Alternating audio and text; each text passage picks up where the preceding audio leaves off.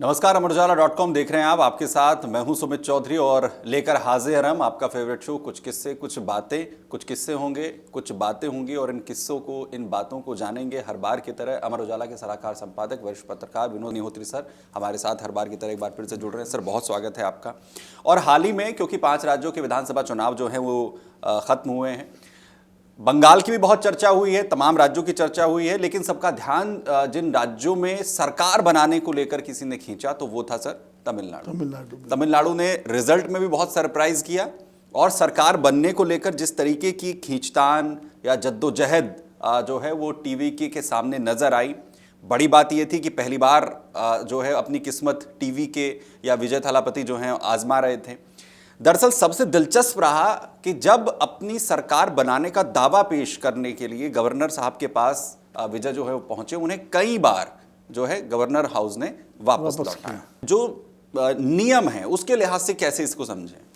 देखिए, नियम तो इस मामले में ये है सुमित, जो संविधान में व्यवस्था, संविधान इस मामले में कोई ऐसी बाध्यता नहीं है राज्यपाल के ऊपर कि वो बुला के सिंगल लार्जेस्ट को ओथ करा दें या ना बुलाएं।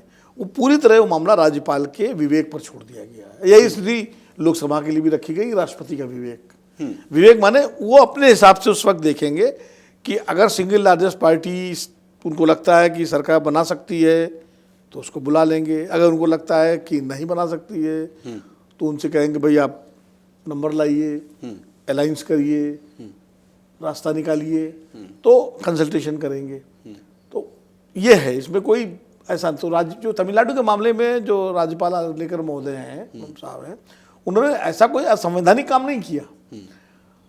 लेकिन चूंकि अतीत में ऐसे कई उदाहरण हैं कि जब सिंगल लार्जेस्ट पार्टी को बुला के वोट कराई गई, वो अलग बात है, सरकार गिर गई। कई बार माइनॉरिटी गवर्नमेंट चली भी। जैसे राज्यों की अगर बात करें तो ये आपका हाल ही में 2-3 साल पहले जब महाराष्ट्र में चुनाव हुए थे, अजीत पवार, तो अजीत पवार को जिस तरह से वोट कराई गई फडणवीस बुला करके 3 दिन सरकार गिर गई। कर्नाटक में 2018 में उनको करा दी गई थी, येदियुरप्पा को, उनकी सरकार गिर गई। उसके पहले 2005 में जो है नीतीश कुमार को कराई गई थी सरकार। 2005 में नहीं, 2000 में जब सिंगल लार्जेस्ट पार्टी हो गई बीजेपी और जनता दल का कम जो प्री पोल अलायंस था वो सिंगल लार्जेस्ट था। बाद में वो सरकार भी गिर गई। शिबू सोरेन को करा दी गई थी वो सिंगल लार्जेस्ट के कारण, उनकी सरकार भी गिर गई। तो ऐसा हुआ। देखिए, हमेशा एक बात ध्यान रखिए सुमित, गवर्नर की भूमिका क्या होती है? गवर्नर है तो संवैधानिक पद, लेकिन उसको अपॉइंट कौन करता है? उसको अपॉइंट करती है केंद्र सरकार। राज्य में किसी की भी सरकार हो, बट गवर्नर केंद्र सरकार अपॉइंट करती है। तो अपॉइंटिंग अथॉरिटी जो है केंद्र सरकार होती है। तो जाहिर है जो अपॉइंटिंग अथॉरिटी होगी वही उसको नौकरी से हटा भी सकती है। तो जो व्यक्ति होगा अपनी उसकी वफादारी कहाँ होगी?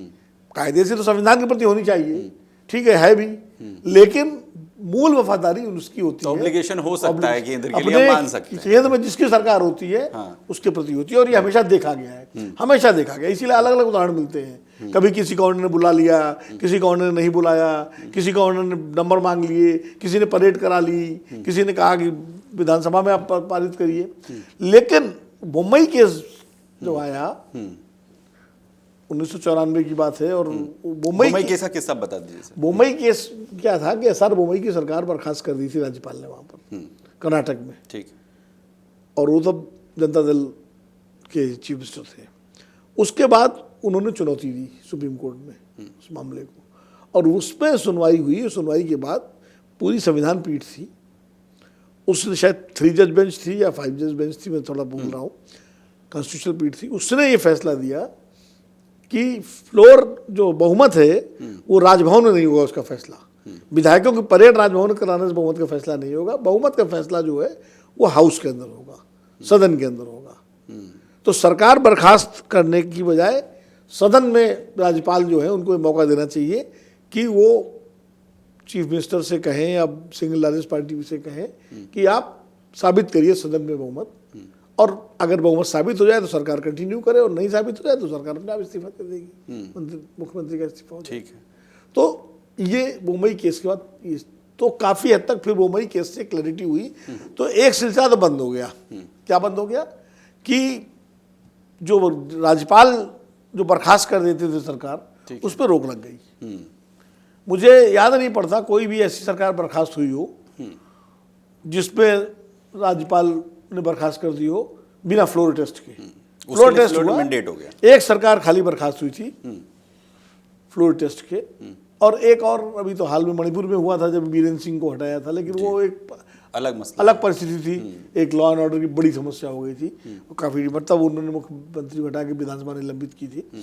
एक सरकार बर्खास्त हुई थी 1995 में मुलायम सिंह यादव जी की, वो मई फैसले के बाद की। लेकिन उस पर कारण ये था कि पहले जब एसपी बीएसपी की सरकार थी, समाजवादी पार्टी और बहुजन समाज पार्टी 1993 में बनी थी, मुलायम सिंह चीफ मिनिस्टर बने थे मुलायम सिंह जी। उसके बाद जब बीएसपी ने समर्थन वापस लिया तो मुलायम सिंह जी ने गवर्नर से कहा कि मैं फ्लोर टेस्ट करूंगा, विधानसभा में बहुत साबित करूंगा, मुझे समय दीजिए। वोरा जी गवर्नर थे, मोतीलाल वोरा जी, तो मान गए वो कि ठीक है। लेकिन उसी बीच में एक ऐसी घटना हो गई जिससे फिर लॉ एंड ऑर्डर वाली स्थिति बन गई, और वोरा जी ने फिर वो आर्टिकल कोई है 179 क्या मैं भूल रहा हूँ, ये 1 से उसका हवाला दे करके उन्होंने कानून और व्यवस्था के आधार पर उस सरकार को बर्खास्त किया था। मायावती जी को रात में 11 बजे ओथ करा दी थी, और वो घटना थी स्टेट गेस्ट हाउस कांड। 96 में ऐसा हुआ था कि लोकसभा त्रिशंकु थी जी, भारतीय जनता पार्टी की 164 सीटें थी, अकेले सिंगल लार्जेस्ट पार्टी थी। कांग्रेस उसके बाद थी 140 सीटों पर, और एनडीए एनडीए तो बना नहीं था तब, तो भाजपा का जो गठबंधन था उसमें समता पार्टी थी, जॉर्ज फर्नांडीज, नीतीश कुमार वाली जी, अकाली दल थे, शिवसेना थी, यही 4-5 पार्टियां थी। उनका सबका नंबर मिला के करीब 200 के आसपास हो रहा था, मतलब बहुत ज़्यादा 200 मतलब, और नंबर 272 चाहिए था, तो काफ़ी गैप था। और माहौल देश में बीजेपी ने अटल जी को प्रोजेक्ट कर दिया था प्रधानमंत्री के उम्मीदवार के रूप में। तो शंकर दयाल शर्मा जी राष्ट्रपति थे, उन्होंने अटल जी को बुलाया और अटल जी को बुला के सरकार बनाने का न्योता दे दिया, और टाइम दे दिया 12 दिन का शायद, कि आप जो है प्रूफ करिए मेजॉरिटी हाउस में। अटल जी पहली बार जब प्राइम मिनिस्टर बने, लेकिन नहीं कर पाए। 13वें दिन 12वें दिन सरकार गिर गई, और 13वें दिन 12 दिन बाद 13वें दिन सर को इस्तीफा देना पड़ा, और इस्तीफा दे आए वो जा करके। और उसके बाद देवगौड़ा जी की सरकार बनी। फिर देवगौड़ा जी ने इस्तीफा दिया, उनसे समर्थन विड्रॉ किया केसरी कांग्रेस पार्टी ने, तो फिर गुजराल बने। उस वक्त नंबर उनके पास थे। लेकिन 1998 में जब चुनाव हुए, और फिर भारतीय जनता पार्टी 186 या 128 सीटों सिंगल लार्जेस्ट पार्टी थी, और उनका तब तक एक बड़ा गठबंधन बन गया था मुकम्मल। एनडीए तो 1999 में बना है, जो जिस एनडीए हम लोग बात करते हैं, 1998 में एनडीए नहीं बना था, लेकिन भारतीय जनता पार्टी का गठबंधन था। उसमें समता पार्टी, अकाली दल, शिवसेना और कुछ पूर्वोत्तर की पार्टियां, कुछ और एआईडीएमके जी। लेकिन एआईडीएमके ने चिट्ठी नहीं भेजी। उसमें के.आर. नारायण साहब राष्ट्रपति थे, उन्होंने शंकर दयाल शर्मा वाला मॉडल नहीं अपनाया, क्योंकि वो 12 दिन में सरकार गिर चुकी थी। उन्होंने अटल जी से, उन्होंने जब अटल जी ने क्लेम किया सरकार बनाने का, तो उन्होंने कहा कि हमें आप चिट्ठी लेटर्स दी, लेटर ऑफ सपोर्ट चाहिए, तब हम बुलाएंगे आपको। तो लेटर ऑफ सपोर्ट सब पार्टियों ने दे दिया, जयललिता ने नहीं दिया। 48 घंटे से भी ज़्यादा वक्त तक उनकी चिट्ठी नहीं आई, और यहाँ बड़ी धड़कनें बढ़ी हुई थी कि क्या होगा, चिट्ठी आएगी कि नहीं आएगी। फाइनली जब जयललिता की चिट्ठी आई समर्थन की, सपोर्ट दिया एआईडीएमके ने, तब जाके अटल जी की ओथ हुई और उनको प्राइम मिनिस्टर बनाया गया 1998 में। जी जी। तो ये भी उदाहरण है। तो ज़्यादातर कई बार गवर्नर्स के नारायण का मॉडल फॉलो करते हैं, कुछ शंकर दयाल शर्मा का मॉडल फॉलो करते हैं। सर ऐसा भी तो हुआ है ना कि कई किस्से ऐसे भी हैं जिसमें ये भी नहीं हुआ कि बड़ी ही पार्टी को बुला लिया जाए। हाल ही में कई उदाहरण हमने गोवा का भी देखा, लार्जेस्ट पार्टी कांग्रेस बनी, मौका मिला बीजेपी को, ये भी गवर्नर की क्योंकि विवेक पर था कि वो अपने विवेक से कैसे लें। ऐसे भी कई उदाहरण हैं। हाँ, ऐसे भी उदाहरण है। मणिपुर में भी ऐसे हुआ था। मणिपुर में भी जो 28 सीटें थी, 28 या 27 सीटें कांग्रेस की थी, जबकि 30-31 का बहुमत चाहिए था और कांग्रेस सिंगल लार्जेस्ट पार्टी थी। यही गोवा में था, लेकिन गोवा में इसके पहले की कांग्रेस क्लेम करे जा करके भारतीय जनता पार्टी ने जो है तमाम फुटकर पार्टियों को मिला करके और कांग्रेस के विधायक तोड़ करके खुद जाके क्लेम कर दिया और गवर्नर साहब ने उनको बुला लिया तुरंत। यही मणिपुर में हुआ था, दोनों जगह इसी तरह सरकार बनी थी। नहीं तो ये इसमें लार्जेस्ट पार्टी को ही बुलाना ये भी कोई नियम नहीं है, बताना कुछ भी उसमें नियम नहीं है। गवर्नर का विवेक सर्वोपरि है, लेकिन परंपरा रही है कि लार्जेस्ट पार्टी को बुलाया जाए। अब लार्जेस्ट पार्टी में भी आप देखिए ना, जैसे बिहार का 2020 का चुनाव था, आरजेडी सिंगल लार्जेस्ट पार्टी थी, उसे कितने विधायक थे? 76। अब बीजेपी उसके बाद थी, उसे कितने थे? 74। यानी सिर्फ 2 विधायक ज़्यादा थे। हालांकि उस वक्त उनका प्री पोल गठबंधन था बीजेपी का और नीतीश कुमार का और इनका, तो इसलिए उनके पास नंबर आ गया था।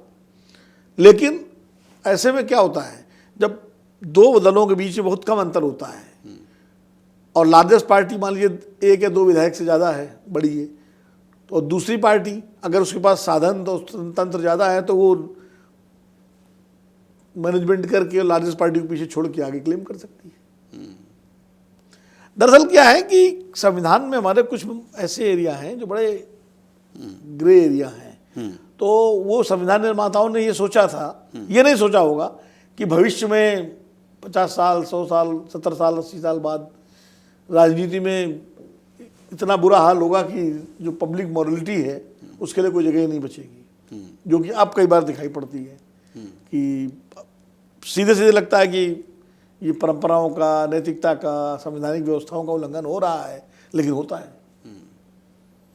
तो जहाँ तक राज्यपाल की बात है, तो राज्यपाल तो चूंकि केंद्र सरकार का अपॉइंटी होते हैं, तो आमतौर पर शायद ही कोई ऐसा राज्यपाल रहा हो जिसने केंद्र सरकार की इच्छा के विरुद्ध जाकर के कोई फैसला। सबसे ज़्यादा जो इस तरीके की घटनाओं में, चाहे वो 1996 का मामला हो, 2017 का गोवा का हो, कर्नाटक का आपने जिक्र किया, सबसे ज़्यादा जो है चर्चा में कौन सा मामला रहा है इसमें? हमने तो हमारे जो, हालांकि आपका करियर बहुत लंबा है, लेकिन हमने जो सबसे ज़्यादा चर्चा देखी वो महाराष्ट्र की देखी कि 3 दिन के अंदर कैसे पूरा खेल पलट गया। ये तो ताज़ा मामला है। मैंने जैसे उत्तर प्रदेश का बताया, 6 महीने तक जो है किसी को नहीं बुलाया था, हम लोग लखनऊ में ही थे, बहुत चर्चा रही, बहुत, मतलब रोज हम लोग राजभवन जाते थे, पता लगा आज वो मुलायम सिंह जी मिलने गए हैं, फिर वो मायावती जी मिलने गई हैं, फिर बीजेपी कल्याण सिंह जी मिलने गए हैं, ये सब खूब होता था।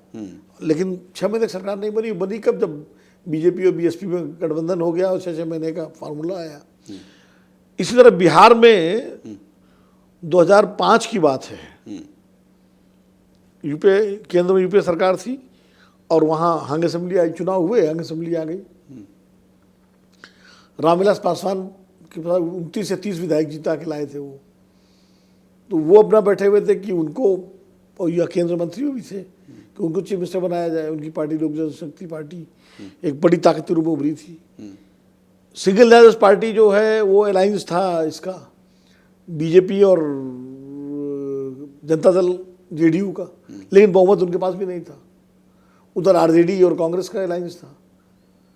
तो बूटा सिंह गवर्नर थे, उन्होंने नहीं बुलाया किसी को, और अल्टीमेटली क्या हुआ, उन्होंने विधानसभा भंग कर दी।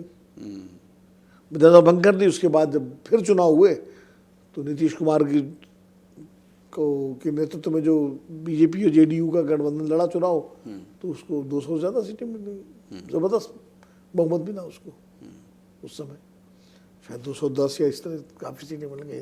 जनता आरजेडी जो है शायद 22-23 सीटों पर आके अटक गया था, कांग्रेस पार्टी 6-7 सीटों पर थी उसके बाद। लेकिन वो बूटा सिंह ने, और वो सुप्रीम कोर्ट में मामला गया, उस समय कलाम साहब राष्ट्रपति थे, कलाम साहब मास्को में थे, यात्रा पर गए थे, वहीं से गवर्नर साहब ने विधानसभा भंग करने की संस्तुति भेजी, राष्ट्रपति ने उसको तुरंत स्वीकार किया, अब विधानसभा भंग हो गई।